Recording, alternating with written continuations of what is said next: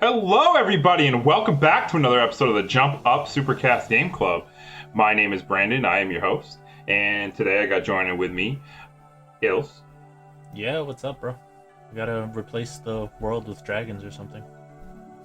And I got Noah. We gotta free the world from humanity.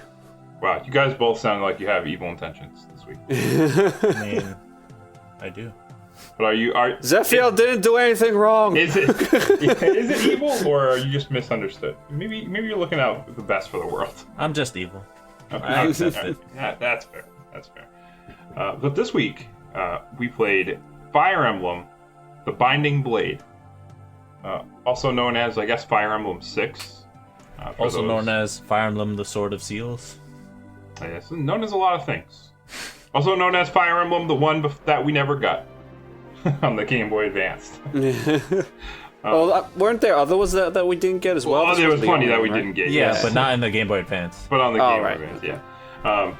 So Fire Emblem, The Binding Blade, tactical RPG, if you didn't know about Fire Emblem at all. This game was developed by Intelligent System and published by Nintendo. And it was released on the Game Boy Advance back on March 29th, 2002 in Japan. Only in Japan. Never came out stateside. It wasn't until Fire Emblem 7 that North America and I'm pretty sure Europe also finally got, we finally got Fire Emblem. Mostly due to the popularity of Marth and Roy in Super Smash Bros. Melee. Had a big part of that. And Roy, our boy, who is in Super Smash Bros. Melee, is the star character of this game. Yes, he is. So it was, this game came out in March of 2002. Super Smash Bros. Melee came out in December of 2001. So Roy didn't make his debut in Fire Emblem. He actually made it in Melee. That's weird. Yes. So Sakurai, wanted to put Marth in because Fire Emblem's a big series. But he wanted to do in typical Sakurai fashion now. But this was the first. You know how he, put Greninja in the game because there was the upcoming Pokemon game, and he picked Greninja before the game was even out, right? He wanted Greninja in the game, and this was that kind of situation where he wanted to put the newest Fire Emblem character. Main character in Super Smash Bros. And he's done that a lot since, we did it with he's a pattern of his that he likes to do that as a promotional thing. Yeah. But Robin was after. Robin was after the game came out, but that was the most current main character, and then with Corrin, next main characters. So I feel like this is the first time he ever put a character in before the main game. Yeah, this is the first time he did I think this is the first and only time that's ever happened. No, because you just said with Greninja. No, well, Greninja, technically Smash 4 came out after Pokemon X and Y. He picked Greninja while they were developing the game. He didn't even know all the Pokemon yet, but he was like, I want this one. No, that's cool. I mean, Greninja's a cool guy. Yeah. So, but yeah. I mean, technically he did it with... not with Incineroar, because it was out after. I don't know the situation with Incineroar. I don't know if he's ever talked about it in any interviews. But I know Roy was picked to promote this game, and which is an interesting little tidbit. Even in the credits, Il's noticed, and so did I, that they even say Masahiro Sakurai and the team of Super Smash Bros. Melee. They shout him out. Yeah, they did. Which is funny. Very, very strange, but I like it. Yeah, I like it too. It's cool. So we finally, we wanted to know. You said it, Ils, you picked this game, right? So. You mentioned you wanted to see why Roy is our boy so much. Yes. And why else did you pick this game? Well, I was a fucking idiot and thought, for some reason, that Lindis was going to be in this game. Lindis is my favorite character, and she does not appear at all. She is never mentioned. Don't even look for her. I was heartbroken as soon as I learned that. So. Right, because you love Lindis, and Lindis was in Fire Emblem 7, the one after this. The Blazing Blade, game, right? Yeah. And that's supposed to be a prequel to this game. And it's a prequel, right? So understandably, you thought that she would be in it in some shape or form, but. Wait, did you play the 7th one? Me? Both of you. I did. Yes, I never beat it, but I did play it a bit. And you, Els? Yeah, I beat the shit out of that game. Yeah. Okay. So this game in particular, Fire Emblem 6, Fire Emblem The Binding Blade, we had to play a fan-translated version of it because it never came out. It was never translated officially. Special thank you to whoever fucking translated this game. Thank you so much. Yeah. Yes, definitely. It's a lot of work going into that, right? And it's like a thankless job. And, lots of people get to experience the game, which is great. And we appreciate, whoever did it. We couldn't figure out, who did the translation, but we really appreciate it. Yeah, we would have never discovered how awesome and godlike Deke is. Yeah. Yeah. Roy is not our boy. Deke is our Sheik. Our boy. Fucking bring Deke to Smash. Fuck Roy. Yeah. Yeah, that'd actually be pretty sweet.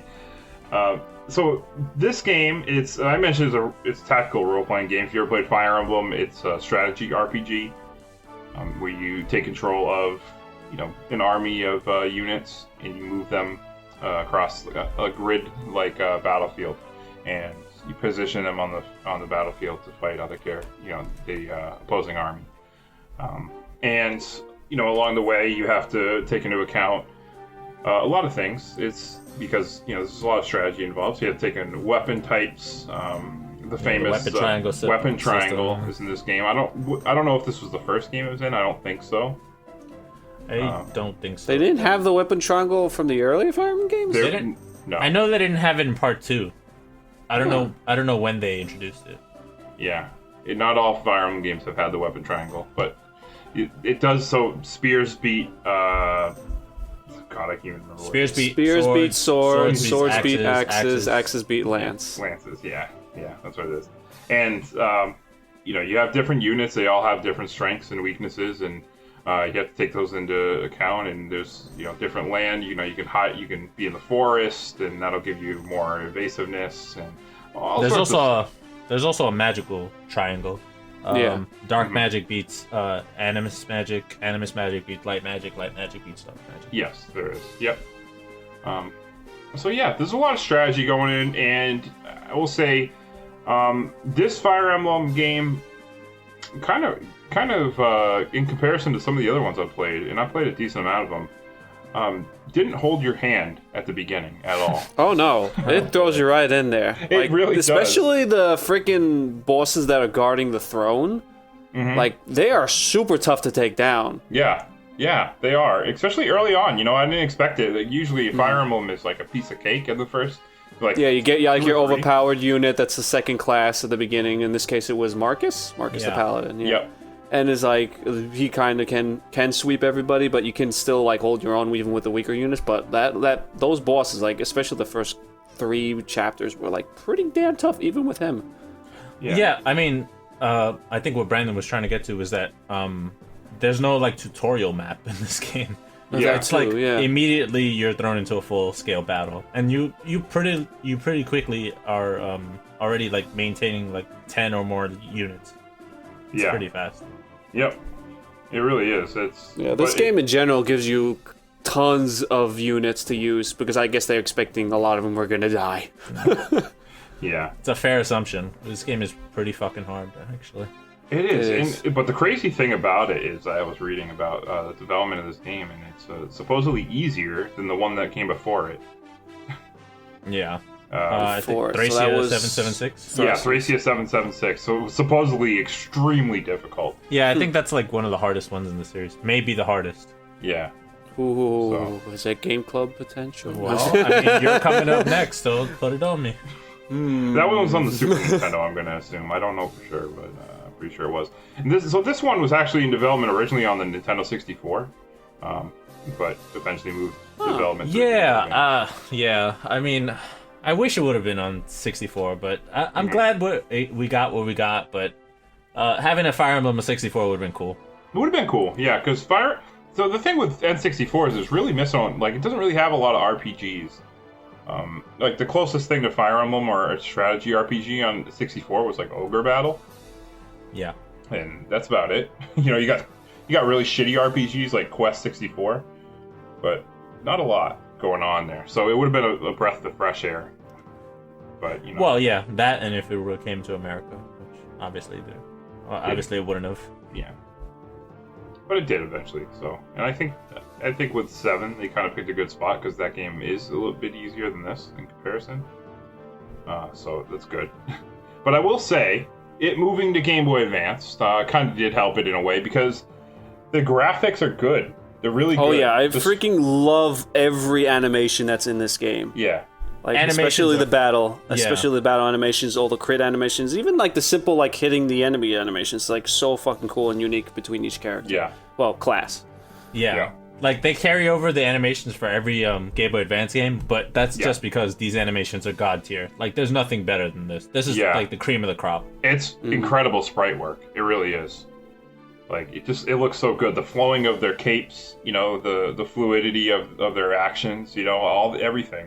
It just looks so good. You know, for 2D sprites, 16-bit, you know, looks better than it even could on the Super Nintendo. I'm pretty sure the Game Boy Advance is more powerful. And it's looked better than it ever has since. I mean, they've never gotten back to, well, at least for me, like any battles in the 3DS ones. They've never looked as cool as this. Like I still love those games, but this is the best version of the fighting. Yeah, I could definitely agree with that. Like battles looked a lot more epic in this. Mm-hmm. Yeah, I mean when they moved into 3D, they definitely took them a bit to get it down. Yeah. That's why I'll always, like in general, I always appreciate 2D sprite work because you can accomplish so much more that you can't with 3D models. Yeah. It's timeless basically. I mean, it just Yes. always looks gorgeous. It does. It does. And you look back at like early 3D games like N64, right? They don't really hold up that well because early 3D kind of look like shit, but like sprite work always is gonna look good. Mm-hmm. Yeah. So you definitely.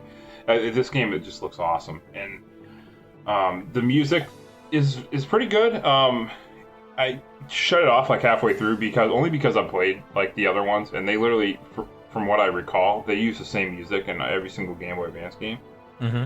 Like they really, you know, to their credit, I mean, they released 3 of these Fire Emblem games on Game Boy Advance, but there's a lot of reused stuff here. I know this was the first one though, so. Yeah, but it's like that's why I don't hold it against this game very much. Yeah, me neither. Not at all. No, I mean the music is good. Nothing like super stands out to me besides like the main theme and like the battle theme, but you know, you got the classic... the theme that goes towards the end when you only have a few enemies on the map that suddenly changes back when you get reinforced by 50 other people. Enemy reinforcements arrive. Yeah. And I mean, it's got all the classic Fire Emblem sound effects, you know, the level ups and everything, you know, that you're used to hearing. Mm-hmm. And this game is, like we mentioned, it's hard, and it's kind of long. The weird thing with the story, I kind of want to touch upon the story a little bit. You know, we mentioned Roy is the main character, and he's, you know, kind of thrown into this conflict like immediately between his country, which is like Foray. I'm gonna butcher the shit out of these names, so I apologize in advance. But you have King Zephiel. Yeah, he's from Bern, and the Kingdom of Bern, and they're just started basically a war with every single other nation around, and you know, taking over the entire continent of Alib. I don't know. Alib. Alibe. And so he's trying to awaken dragons because they mentioned in the past there was an ancient war between humans and dragons, and he's trying to awaken the dragons, and he wants to wipe out humanity because, you know, he says humans should have never won that war. They're ruining the planet. You know? Basically, he wants dragons to rule the world because the humans' greed, all like their filthy hatred, the greed, and all that stuff. It's just disgusting to him, and he wants to cleanse the world. Basically, he wants to liberate everyone from those things. Typical villain, really, for that. I mean, for the goal, but that's I don't hate him. I I'm not against this movement, but the way he does it might not be the best way to do it. But I'm all for it. Very Thanos, you know. Yeah. Let's bring the dragons back, guys. Yeah. I'm fucking done with humanity. Yeah, pretty much. I'm sure I mentioned. Well, I don't know if I mentioned this on the Game Club or the podcast before, but Zephyr has become, ever since I found out about him in Fire Emblem Heroes, he's become my favorite Fire Emblem character. I absolutely love him. And going into this game, actually seeing he has very in-depth a backstory, even though he doesn't have much screen time or like show up as much. Yeah. Like they go deep into like his backstory on how his motivation or goal came to be. Yeah, I liked the whole thing with his backstory with Roy talking to Guinevere about Guinevere as his sister, and having discussions about how he became to hate everybody, and the story between him and his father, and that was cool. Yeah, he's kind of the only character that has like an emotional core in this whole game. Like Roy, he's barely a character really. Like, he has very little stakes in this game. You never really feel that he's it feels like he's like he cares that much. I mean, you assume he cares because he there were like in his conversations with his generals, there were hints here and there that he was trying to like put on a face as well. Yeah, but so, it's not very clear. Like he's not. No, it's not very clear. It's very subtle. Yeah, but it's in general. It's just like Zephyr had like the most like story in this game, besides maybe the one person that was working from the Demon Dragon Idun, or Idun. I don't know what her name is, how you pronounce her name, but yeah, like I love that he has the most backstory like in the game itself. I'm surprised. Like, I was expecting to learn more about Roy, but he's just, like, it's not the worst protagonist in the Fire Emblem games I've read. But, like, maybe, I don't know. I haven't read the other ones yet. That's why I'm, like, withholding judgment. The Sacred Stone's siblings are pretty boring, too. Yeah, but, like, he's just there. He's not really tied to specifically to all the events as much as, like, other characters are when you recruit them. You know what I mean? Yeah. You know who would have made a better, protagonist? Probably Lilina. Because her dad definitely dies, like in the beginning, and she's like the secondary main character in the game, but not really because she's never in the cutscenes. Oh yeah, that's true. It's weird though because she's on like everything. Like she's on the cover, like right behind Roy, and like you see things like she's like the second. Like they make her out to be the secondary character. Yeah, like Roy is trying to like save her in the beginning, and then just completely forgets about her. Weird. And then Cecilia becomes more closer to Roy than she was. Cecilia's another one. Like she felt more like closer to like the main objective and everything. But even still, she doesn't show up in the cutscenes very often. That's true, yeah. And she's like Roy's teacher, Roy and Lilina's teacher. I don't know. I feel like I got more of a sense of that character in Fire Emblem Heroes than I did in this game. Oh yeah, most for sure. Yeah, what's his name? The bald dude talks to Merlinus? Yeah. He has more screen time than fucking he does. the guy who carries all your inventory and your stock basically, or your weapons, it has more screen time or story than fucking Roy. Yeah, well, I mean, just as much as Roy. If it's like he's in just about every single cutscene. It's like okay, it's so weird. Yeah. I mean, now that I think about it, I really wish Lilina would have been the main character. But I guess they couldn't because, I mean, they needed to be a sword guy, I guess. I guess. Whatever. But they could have, like, tied him together with something. Like, maybe instead of Hector dying, spoilers, he dies early in the game. Man, Hector. He's such a good character, and then he just fucking dies so fast. In this game, he's not really that great of a character. In the next game, he is, but yeah. But yeah, you get to meet like Eliwood, his dad, but he's like just sick, and he says, "Oh, go do this, help guide the army," and he goes. And now, if Eliwood had died or something happened to him by the burnout, then that would have been a better like fit, but he doesn't, so it's weird. Yeah, it's super strange that Eliwood plays no part. Again, like there's so many characters in this game that just they seem like they're supposed to be important or like inferred to be important, but never show up in the story. Yeah. Yeah.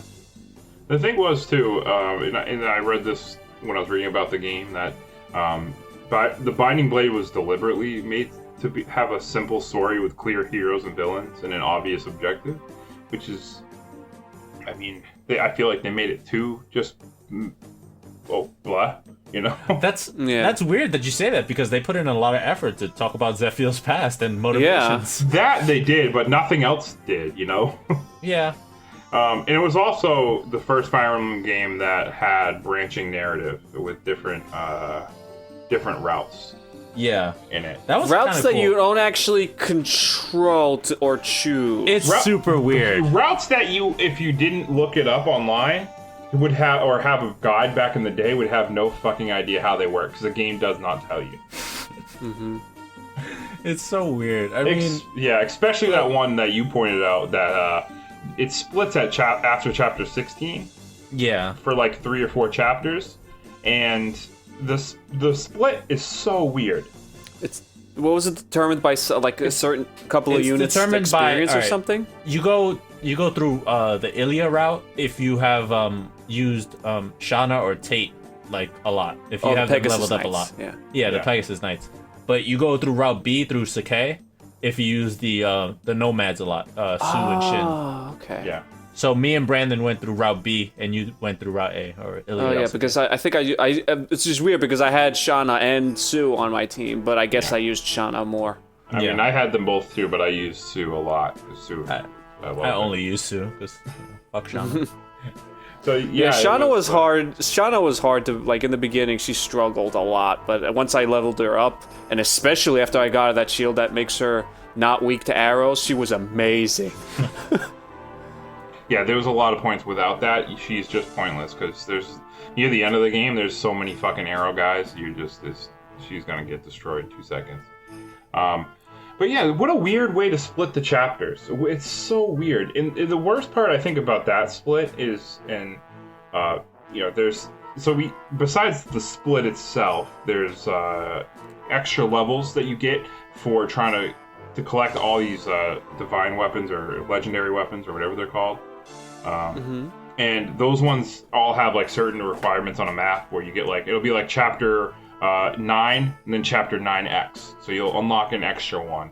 And those are just like clear this map in like X amount of turns. Like, oh, you have 20 turns, 25 turns. Just clear the map. Those ones, whatever. But the split doesn't come until chapter 16. And that's pretty far into the game, which is kind of a pain in the ass. You would think, okay, well, the split will make it, better for replayability. But to have the split that late in the game, you have to play like a lot of the same shit that you already did just to get to this, which is weird to me. There's actually another mini split earlier on. I think it's between chapter 10 and 11, where you can get you can either get the dancer or you can get the bard. I know you two guys got the dancer and I got the bard.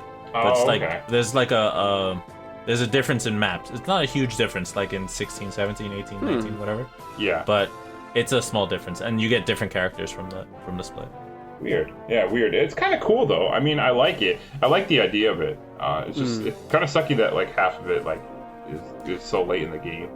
Yeah, I really like all the different characters you get, but I don't like that you get them at really low levels. Like by the time I got, usually when I play a Fire Emblem game, I always prioritize to get like a knight, or like early on I like choose which knight I like, or like the armored unit, and I stick with them through the end. But like this time I got Wendy. Like I had Boris from the beginning, then I got Wendy, then I got Douglas much later, and because like they came on like what was it, chapter 7 or chapter 9 or something. I don't remember. Wendy came in chapter 8 and Douglas is chapter 16. Yeah. So like because they came so late, everybody was like really level. It's not that bad. I mean, like the majority of my team was like level 12, 14, and like I already struggled with like a bunch of them already to level them up. Before I even got to chapter 7, which I had the arena, but that was different. By the end of the game, I had Wendy right up there with everybody else. Yeah.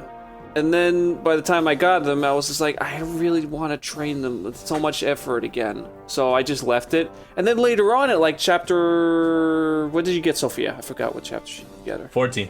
14. she's still like level 1 in the first class, not an upgrade class. I'm like, I'm definitely, especially I have like class 2 units, I'm definitely not leveling her up, even though I like Sophia. Mm-hmm. Yeah, but she becomes one of the strongest characters in the game. It's true. Yeah. So if you put the time and effort into it, it's like worth it. Yeah. But that's the thing, it's like so many cool characters show up near like the end. Like you can recruit. Well, Carol is like at level chapter 23. He's already like almost maxed out like on second class. But like on chapter 16, 17, 18, or rather not 17, but anyway, you get the point. Like they all arrive late and they're still class 1, like low level. It's just like I'm not some of them level them up. I think after like 16, you only get upgraded classes. Yeah. No, you got Nime as a class 1. No, she's upgraded. She's upgraded. Oh. Yeah. Yep.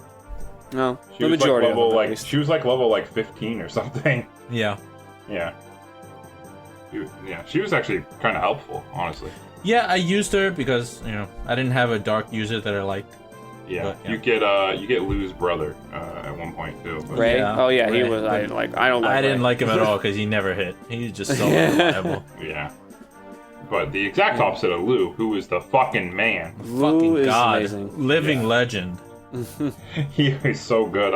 He was the first one for me to hit an upgraded class to level 20. He was just killing everybody. And speaking of upgrade classes, this game has all these characters that can upgrade with certain weapons or certain items. You can upgrade your classes. It brings them back to level 1. They max out at level 20. You can upgrade them, brings them back to level 1. They get a stat boost increase, and then you can level them up more. A couple things to note. One, some of the classes that have upgrades in later games didn't have them in this one. Like we found out the thieves. The thief. I'm so sad about that. I wanted to upgrade Chad so bad. So did I. Yeah. Especially because in part 7, the upgrade for the thief is God. It's God mode. They become like assassin, I think. Yeah. Yeah. And so good. So yeah, that wasn't in this game. And then as well, Roy couldn't upgrade until chapter 21. That was too Which late. is the After hardest chapter goddamn chapter. It's too late in the game. They absolutely Way too fucked up. late. Yeah. But I mean, Roy was the one case for me where I barely used them. So I didn't give a fuck about Roy. If I could, I would have swapped them out from the beginning. Yeah, but It's the really point dumb. is that you have to use it. You have to That's have them on your team. that's the issue. Like he's Which the is only one that the can issue of the game. seize. Yeah, it's another issue of the game. He's the only one that can seize the thrones and clear the map. Nobody else can do it. Even if somebody else beats the boss that's guarding the throne, he has to be there to sit on it. Yeah. Yeah. Yeah. And then I had him leveled out, all the way up to level 20. Couldn't upgrade him because you have to wait until the game upgrades him for you, and that doesn't happen until right at the end of the game. So, To be fair, I mean, most Fire Emblem games work like that. The Lord class has to be upgraded. they have to be at a certain upgraded time. for you. Yeah. Yeah. But this one was too late in the game. It was way too late in the game. Roy, at that, beforehand, he was basically getting blown out by everybody else in terms of stats. So he was kind of pointless. But you had to have him, which was frustrating. And it was like, oh, come on, So that's kind of like why. Another thing is that I was like, why? Was that this game had it had reinforcements that would come at the beginning of your opponent's turn. And they would be able to move right away. Yeah, this was like the main problem, like with the difficulty. This is like one of the main causes of the difficulty. Of the difficulty, yeah. Yeah, because you could position your characters thinking that you're completely safe, but reinforcements come from anywhere in the map. If you haven't played the map before, there's no way for you to prepare yourself. No. For where they're gonna come from, and then they can attack on the same turn. Yep. So Without you being able to react to their just spawning out of nowhere. Exactly. Like the freaking in chapter 21, they literally spawn in the forests and in the mountains in the middle of the map. It's like they don't stop, and they do stop eventually, but there's a lot of them, like 8 or 9 or 12 a turn. It's insane. Yeah. But on other maps, they just appear in the corners or they appear in stairs. And stairs, at least you can go and stand on and block them. But like in other chapters, like they just appear in the corner of the map, and it's just like 10, like 6 or 10 of them. Still, sometimes they'll appear out of a corner that you just, you had somebody over there because you're like, okay, I gotta get him out of this sticky situation. I'm gonna put him over here, and then all of a sudden, next turn, it's 4 guys just appeared. It's like, what the fuck? Well, there were other chapters where they would appear like from houses, and that was like very scary. Like you remember that? I think it was chapter 18, the city. Yeah. Oh, maybe it was 19. Bulgar. They could appear from inside those houses, and I was just like, I was so worried because all my characters were inside that city, like between the walls, and like I was just moving characters into the houses to make sure nobody would spawn from them, trying to cover my back because I had no idea where they were gonna come from. Sounds like a nightmare. Glad I didn't play that map. Yeah, that map was a pain in the ass, and I literally had to do the same thing. You just have to put guys on there to block it. But then all of a sudden you're down units because you don't want to move them off because if you do, guys are going to come out. And you never know, like, because your weakest person could be fucking targeted if you move the wrong place. Like, yeah, and then, with us, a lot, what we were trying to do is, have nobody die. And if somebody dies, guess what? You got to restart the whole level over again. Yeah, we try to keep everybody alive, generally. Yeah. I let, like, a couple people die, I let one person die. They all survived for me. Well, you're a bastard. I just sometimes you get to a point where you're playing a level for 2 hours and somebody dies right at the end, and one turn away from you finishing it, and you say, yeah, he's gonna be dead. You know what? Fuck it. That's exactly what happened. Yeah, that's completely understandable. Especially if he wanted to live, he should have dodged. That's all I gotta say. And the worst part is, like, you have a situation where he could have lived if the enemy had like a 20% chance of hitting them, and they do. And you're like, well, there's no turning back now. It's rough. Yeah. I mean, especially with like chapters like 21 and chapters like that, but that was the hardest one. But like, they're so long. Yeah. Like, I don't know if any other game in the series has maps that are this long, but that map took like 2 hours, like every attempt, basically. Yeah. Yeah. And I was so exhausted by that point that when he died at the end of that map, I was just like, you know what, I can't. Yeah. I didn't even like that character.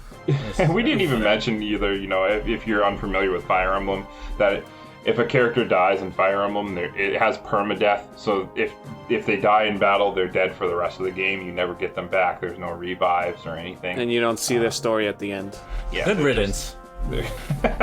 Fucking Lance can go suck a fat one. No, he's the best paladin. He's the worst paladin. Because he's a dead paladin. Yeah, that's how it is with Fire Emblem. You get it. One of the things that I love about the whole series in general, not just this game, is getting attached to these characters as you play through the stories. Even if the game doesn't really provide you with that much information about them, just using them in these intense, high intense battles that any move they could die. You get attached to them, regardless. Maybe I don't know his backstory. You kind of just care about them anyway. And it kind of encourages you to make your own story with that character. Yeah, yep, you definitely. And we had the Game Club episode about Valkyria Chronicles, and we had similar comments about that. These kind of strategy games where everybody has their own unique personalities and characteristics, and you start to develop and care about these characters, especially when you're in a battle and one of them's, just doing amazing things, and you're like, wow, this guy is my favorite. I love him. He's making my life so much easier now, you get attached to him. You don't want him to die. Yeah. And you just feel like you're going through hell with them. Right. You're surrounded by all enemies. You're up against the world. And you'll send anybody else to go help them. You're like, oh, I gotta get, Fur over here. I gotta get, Lou. I gotta have him. Or Deke is in trouble. Send everybody. Go help him. It's fun. To be fair, Deke is never in trouble. Okay, he's never. You're right. Deke is a fucking god. He is. Deke is literally Zorro from his character art. But he's awesome. He's fucking. But with blue hair instead of green. Yeah. Zorro from what? One Piece. Oh, okay. He really looks like him. He's even got Deke had a missing eye, right? Yep. Yeah, he's got the scar. Oh, he's got a scar on his eye, which is, he looks a lot like Zoro. But I liked a lot of the characters in this game, even if I didn't know. They don't really go into anybody besides the main bad guys, you feel. Pretty much, yeah. Yeah, I ended up liking Rutger, Sue, Lou, and Deke the most, probably. And Lilina. Those guys are such workhorses for me. They just fucking wreck shit all day. I loved Lilina. I loved Lou as well, and Deke, and I also was a big fan of Fur. She's the other sword master. Right, yeah. I used her. I leveled her up a lot. I got her past Rucker to the point where I wasn't even using Rucker as much. I loved Fur. She was super cool. You're a terrible person. Yeah. I had my favorite was Deke, Geese. Geese, I fucking love. Geese. Oh yeah, Geese was good. Geese is a cool looking dude. Yeah, and I also had Wade and Lance. Fuck. Yeah, I use Lance a decent amount. I also use Wendy, like I mentioned earlier, because she just had some big ass pink armor. I mean, I was like, as soon as I saw it, I was like, I want to use her. Yeah, it's just huge fucking pink armor through the battlefield. It's amazing to me. Right. Also, I really like Faye. Oh man, I loved her sprite and I loved her transformation.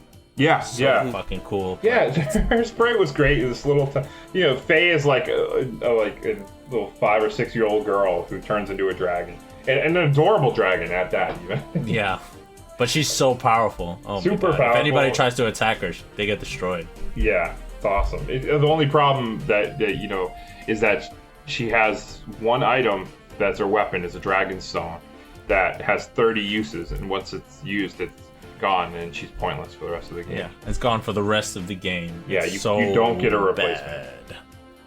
It's so disappointing because I love that character, and then as soon as I figured out I was never gonna get another Divine Stone, I was so heartbroken again. Mm-hmm. Yeah, kind of lame. I wish there was some hidden one, something you could do. Yeah, because you also get the item that repairs like weapons, so you can repair your legendary weapons, but you can't repair the Dragon Stone. It's weird. Nope. Speaking of legendary weapons, if you don't get all the legendary weapons, the game ends early. You get the bad ending. After chapter 22, the game just ends. And and they don't do a good job at all explaining about how to get the legendary weapons and how important they are until way too late. Yeah, they don't tell you that you need all of them. I was under the impression I only needed like a majority of them. So when I got to the end, I realized I couldn't do it. Once you pass a certain section, you're locked out. You're locked out from the good ending. So that kind of sucks. Yeah, that is kind of sucky. So you missed out on one, which sucks. Yeah. And then for me, I got the bad ending. I got all the legendary weapons, but on the last hit, on the last boss, I broke the one of the legendary weapons, and then I didn't get the good ending. Yeah, I always do this with any Fire Emblem game. I always keep like the most powerful weapons. Like I'm gonna need it for later for a more difficult map or anything. And I especially did it with this one with the legendary weapons. Yeah. So thanks to that, I was able to go and do the actual the good ending and do the extra chapters. Mm-hmm. Which I usually did explain a lot of backstory about the war between the dragons and the humans, which was pretty cool. Yeah. I read some of it. It was pretty dope. I do want to say that the maps for the legendary weapons are all pretty unique and pretty dope. I'm glad you brought that up because they all had their own gimmick. Yeah, which was really cool. I really liked that. That was and they all have an aesthetic that's unlike anything else in the game. Yeah, they're very specially designed maps. They were cool. Those are my favorite levels, honestly. To go through because there was the one where with the most pain in the ass one had the water that kept the floors would drop. Yeah. And kind of pain in the ass because there's a guy in the middle fucking shooting lightning bolts at you from constantly. Yeah, I sent over Jana and Lou. But you have the one in the volcano, and honestly the volcano was looking really good in that level. There was the ash effect and little flames going around, and I was like, this looks really, really good. And then it had different parts of the ground that would shoot up fire in between turns. And there was a cave that would shoot out like steam off the walls in between turns that would hurt you if you're in the way. Like poison smoke, Yeah, and there was one where lightning bolts would drop down, from the like top of the stage. heavenly arrows, They were like lightning bolts, basically. Yeah, and the last one had like traps that would spring, which didn't really affect me at all at that point, but... Yeah, like some of the treasure chests like had dragons in them. Yeah, there's some of the most beautiful stages in the whole game. Yeah, I think those were my favorite stages, honestly. So they were really cool. So it's unfortunate that you can get locked out of them so easily. Yeah, it is. It would have been neat to see more of those, and especially since there was no. Usually, Fire Emblem games have different like objectives at the end. I think every single stage was seize the throne. Every single stage was seize. Yes. Yeah. And, usually you have beat it in this many turns. Get from point A to point B, survive the enemy. I think I don't know if they had this in earlier games, but I think in 7 they had those different conditions. Like I know there was at least one map in 7 where you had to defend for a number of turns. I like unfortunately this game didn't have that. It was just every single mission was just seize the throne. Yeah. Would have liked a little bit more variety, but those legendary weapon maps gave you more variety, which is definitely yes. All right, guys. So, I kind of want to move on. You got anything that you have left to say that you haven't mentioned yet?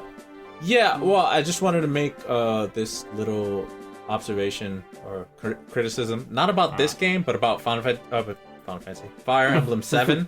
I don't like after having played this game and having played that game earlier.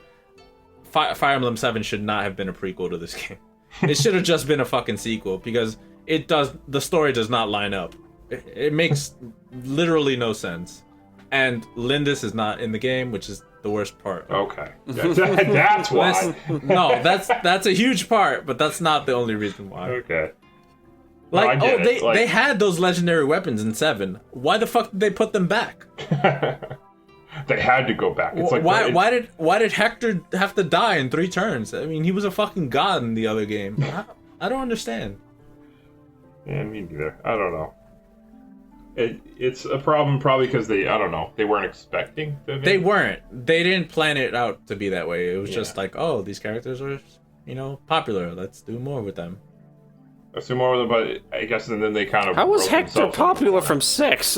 Or Eliwood, I think they just wanted to continue the story of Roy without having to use Roy. I don't know. Whatever. I don't know what their thought was, but who really knows? They probably just wrote themselves into a corner, and they're like, we kind of gotta make something out of this. Yeah, well, that's the thing. They didn't have to write themselves into a corner. They could have just made it Roy's son instead of Roy's father. Like, they why? Could've. Why would you even do this to yourself?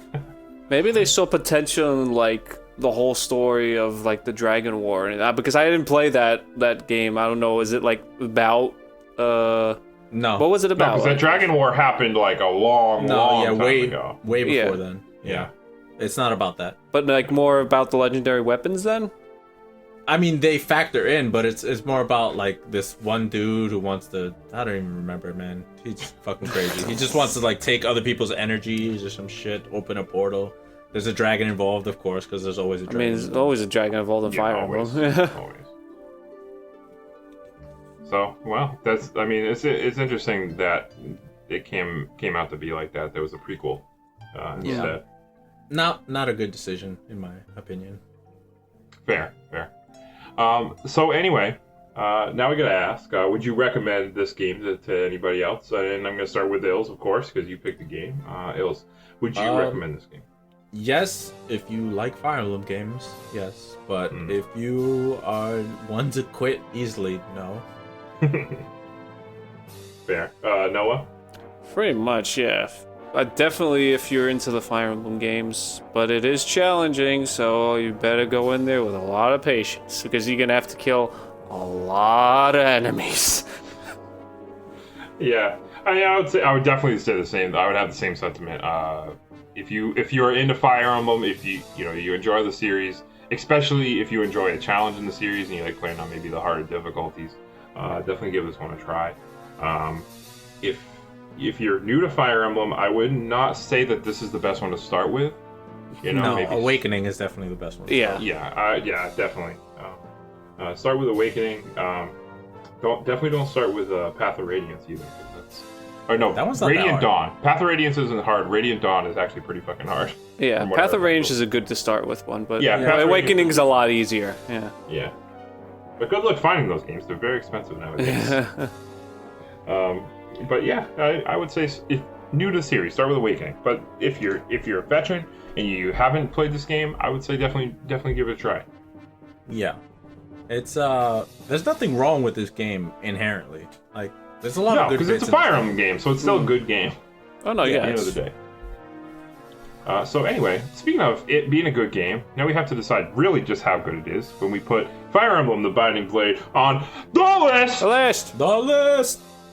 Follow in the pastement below, by the way. It's in the description. You can click on the link and you can see the list in its entirety. And every week on the Game Club here, we add the game that we played on the list, and we have to decide where does it go in comparison to all the games that are already on here. We also add a game every single week on our regular episode, so feel free to check those out.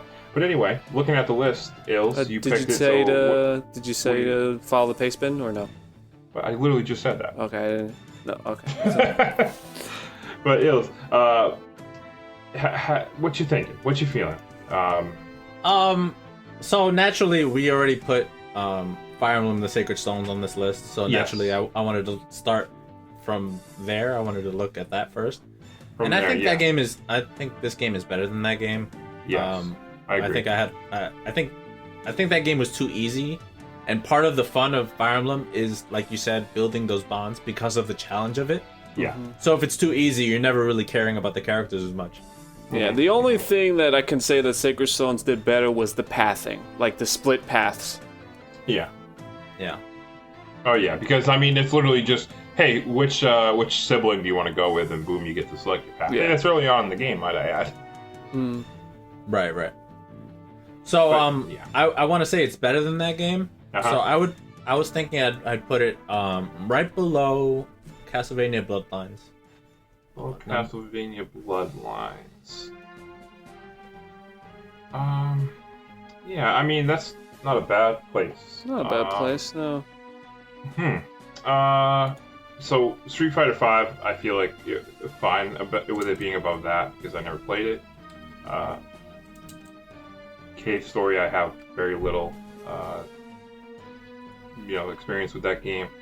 Limbo, though, Limbo's weird. But I feel like I guess I would be okay with it below Limbo. Until Dawn. Until Dawn's a weird one though. Like I really like Until Dawn a lot. So I played it fairly recently, and yeah.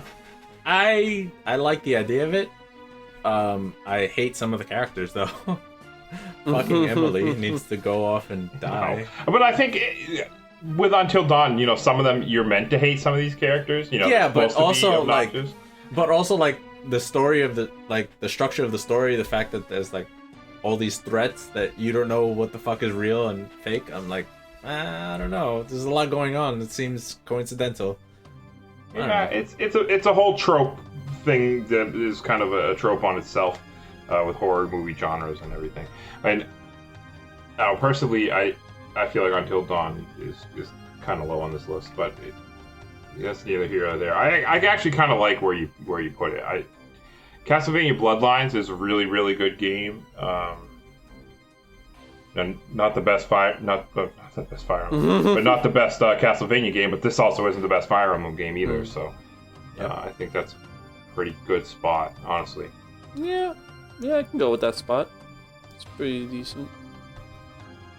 All right, Damn. sounds good enough. Wow, shit. I guess there was not a lot of contention in this one. No. I mean, I want to put it at number 1 now. What do you want to say about that? Okay, I'm gonna say no to that. You are drunk with power, sir, and I'm not gonna stand for it. Well, I gotta get drunk somehow. I'm probably gonna get drunk if I ever have to play this fucking game again. That's for sure. Yeah. But that's a good spot. I'm okay with that. So that would actually put it on the list at number 68. One away from the magic number. So it puts it at number 68, which puts it in at around, let's see, I'm just losing my spot here because I'm looking at the list and it's, okay, there we go, 68. Number 65 surrounding it, no, 66 surrounding it, sorry, I literally cannot do numbers right now. Number 66, Demon's Crest, also a Game Club game. So go check that episode out. It's, on our SoundCloud, it's on playlist, wherever the hell you listen to it, I'm sure you can find it. Number 67, Castlevania Bloodlines. Oh my god, it's also a Game Club game. So go check that episode out. And number 68, Jesus, is Fire Emblem The Binding Blade. Number 69 now is Street Fighter V. And number 70 is Cave Story Plus. That's a game I'm going to be playing pretty soon, so maybe my opinion will change on it. Maybe you'll think that it goes higher. Who knows? We're going to find out, though. But that's it for the list. And that's almost it for the podcast. But before we go... It felt like a short one. Yeah, a little short. There's only 3 of us and no Will this week. He's experiencing the Grand Canyon, all the sights and sounds. So he did not... He probably planned this on purpose, I'm gonna say. try to get away from the game club now. I hope he's having fun. I'm sure he'll be back next week. Maybe I'm not 100% sure, but he'll be back eventually. Anyway, he's on vacation. Let him enjoy his vacation.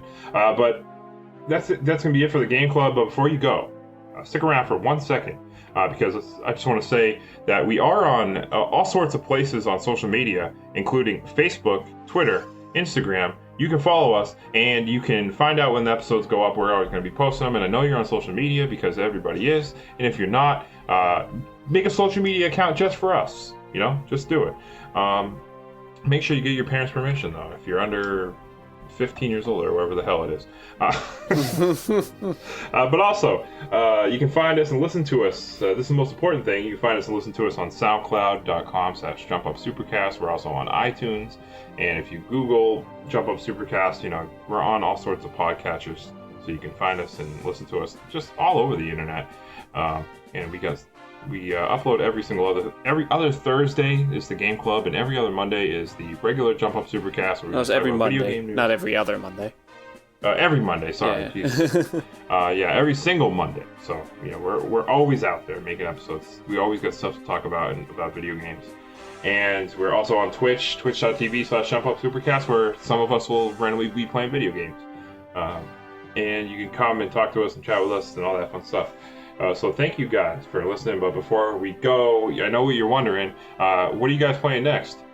Well, I got to turn to my friend Noah. It's your turn to pick a game. So why don't you tell everybody what we're playing?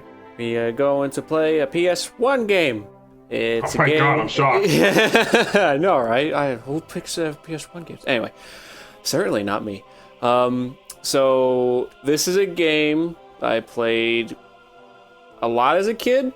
I never got to finish it. I never got really far in it because my PS1 library that my brother had was huge. I had too many games to play, basically, and not enough time. So I want to go back and play it because I really enjoyed it. I was entertained by this. We are playing Skull Monkeys. Fuck. Skull Monkey? I feel like I've heard of this game before. I probably mentioned to you a few times. Yeah, I think I've seen it on the internet. But yeah. It's a platform. Okay. What? Platformer? Yeah. Okay. All right, cool. Well, in 2 weeks, we'll be back here on the Game Club, and we'll talk about our time with Skull Monkeys for the PS1. Thank you guys for joining us. Thank you for listening. Thank you, Ills, and thank you, Noah. Appreciate you guys being here playing video games, and we will see you in 2 weeks. Take it easy, be nice, play some video games.